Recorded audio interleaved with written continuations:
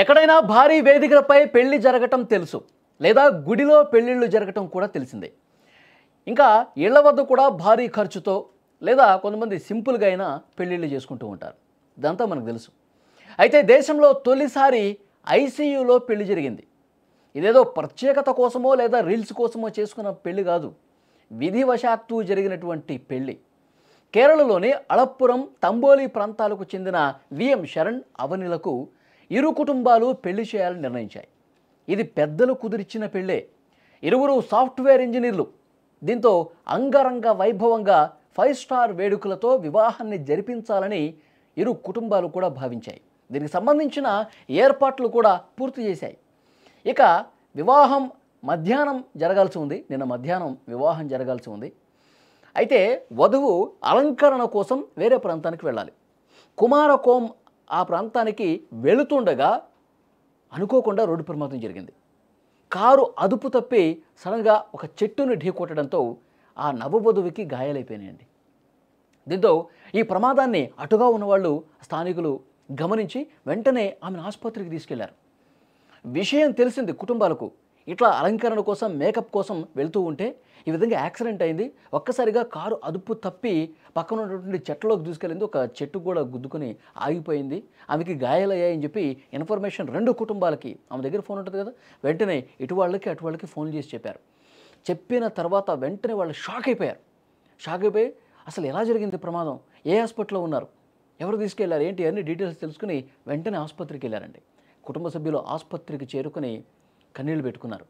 మరి కొద్దిసేపట్లో ఆమె మేకప్ అదంతా పూర్తి చేసుకుని పెళ్లి మండపానికి వచ్చి కూర్చుంటే వరుడు తాళి కడతాడు. పెళ్ళి చాలా సంతోషంగా 2 కుటుంబాలు, బంధువులు, ఫ్రెండ్స్ అంగరంగ వైభవంగా కుటుంబ సభ్యుల మధ్య చాలా సంతోషంగా ఉండాల్సినటువంటి రోజు ఈ విధంగా ఆసుపత్రిలో ఐసీయూ బెడ్ మీద ఉందేంటని చెప్పి చాలా బాధపడ్డటువంటి పరిస్థితి ఉంది.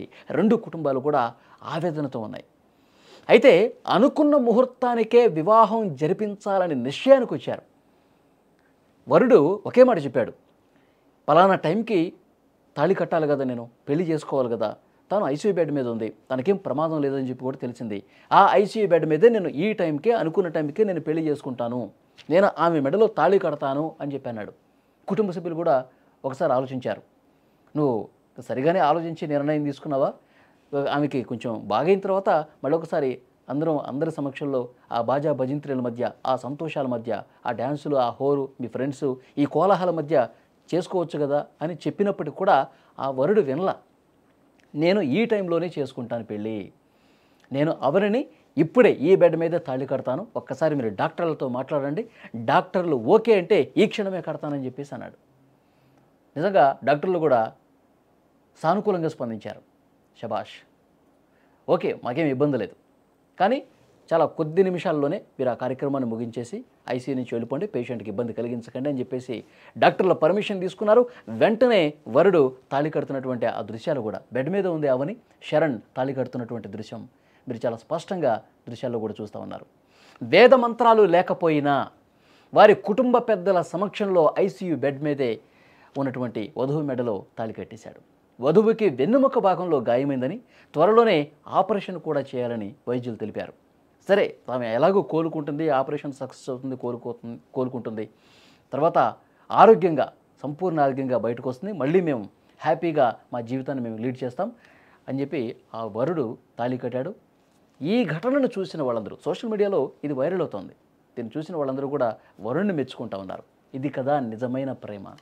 వాళ్ళు ఇంకా పెళ్లి బంధంలోకి అడుగు పెట్టకముందే ఒక గొప్ప నిర్ణయం తీసుకొని పెళ్ళాడి, ఆ బెడ్ మీదే పెళ్ళాడి అందరి చేత ఆయన శభాష్ అనిపించుకుంటా ఉన్నాడు.